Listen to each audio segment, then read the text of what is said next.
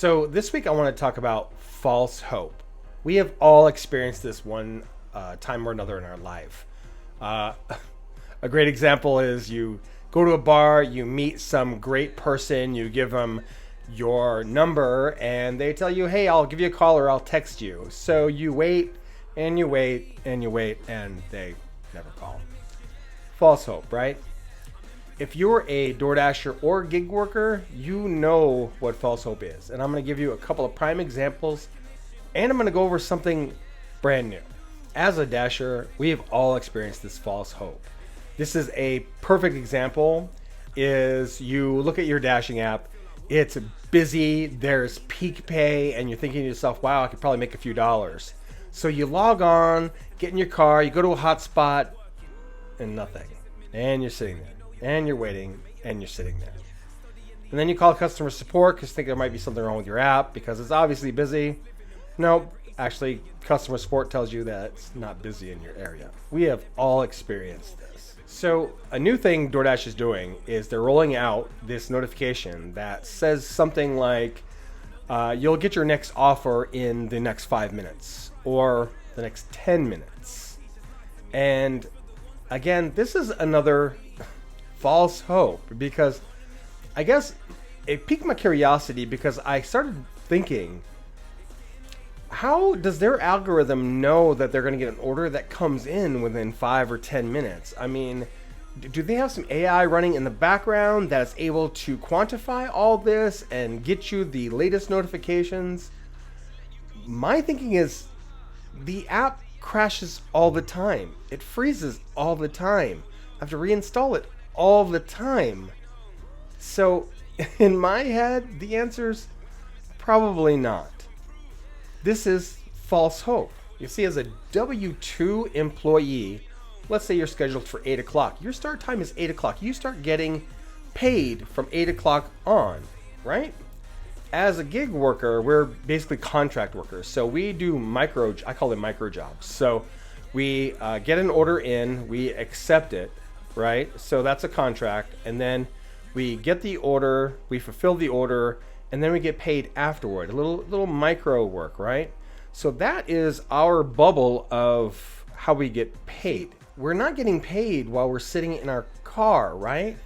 Because, again, I'm gonna use this buzzword, active time is not in effect, right? You're not getting paid. You're just sitting in your car, you're waiting for an order. So companies like DoorDash, Uber Eats, all these gig working companies, they know that you're not a W-2 worker. So to have you in your car at the standby literally costs them nothing, zero. You are free labor at that point. So they started enacting these tools to get free labor from you. Peak pay, new notifications saying, hey, you're gonna get an offer in 5 minutes. Don't know if it's gonna be good or not, but you're gonna get an offer. Things that basically get you into your car to a hot zone and have you ready and waiting as if you're on the clock, but you're not on the clock. If you're a DoorDasher, listen up. Do not give your labor away free. You already give enough of your free time while you're dashing, while you're doing Uber Eats, while you're doing Instacart. Don't give these companies another second of your free time because they're giving you that false hope that it's time to make money now. We're going to make money, so you need to be ready. This false hope is how they're getting over on you.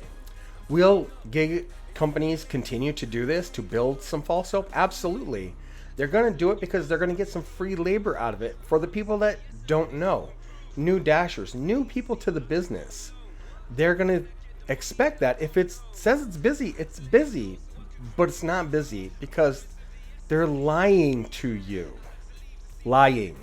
So here's my own personal commentary on this false hope thing.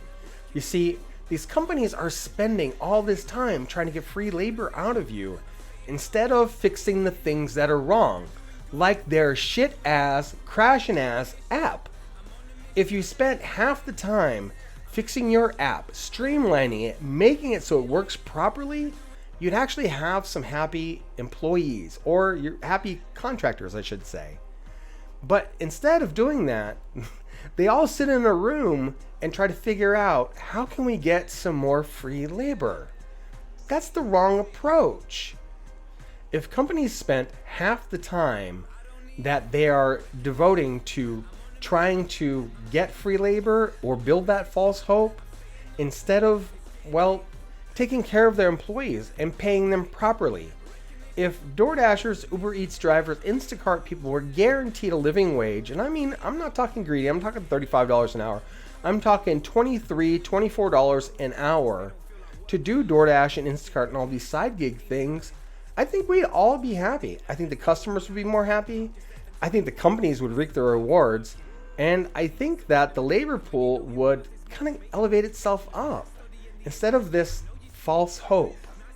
I personally received a little bit of false hope this week, and I didn't know I didn't know how to express it because it's the first time in a long time. I actually got Top Dasher this month. And I was like, oh, that's great. I don't have to schedule myself. I can dash whenever. This is awesome. But 2 days before this, I got an email saying that they're changing to a tiered system. They're getting rid of all the old stuff and we're doing this new tiered system. You know, I'm sure you've heard of it. The silver, the gold, the platinum. They treat their employees like this is a 1980s game that we're subscribing to. I hope I'm a platinum member. You know what I'm saying? Instead of just giving us what we're worth. So my feelings were mixed when I got Top Dasher because I'm like, oh, great. But then how does this chime in with what's going to happen in a week? See, again, I'm confused. I'm confused because I get one email and then I get another email. And I really feel like the company is disorganized. They don't know what they're doing. I think they're, again, too top heavy. And if they spent less time building false hope and all these programs literally trying to nickel and dime us out of money and started acting like a real businessman or a real business person, we would all be better off.